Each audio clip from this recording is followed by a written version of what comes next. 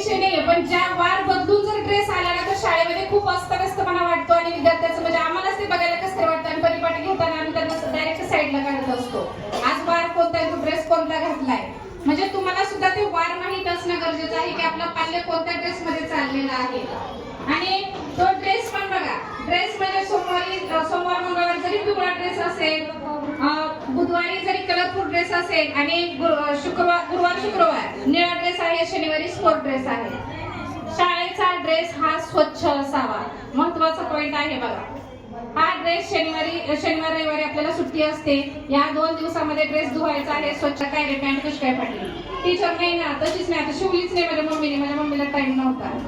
तरी पण तुम्ही या गोष्टीकडे लक्ष द्या, वेळेत म्हणजे या गोष्टी तुम्ही करायला शिका की आपला पोरगा शाळेत चाललाय, पोरगी शाळेत चालली, त्याचा ड्रेस कसा आहे याच्याकडे तुम्ही लक्ष द्यायचं आहे. आणि विद्यार्थ्यांना आय कार्डचं वाटप केलेलं आहे आपल्या शाळेमध्ये. शाळेत येताना त्याचा आय कार्ड त्याने गळ्यात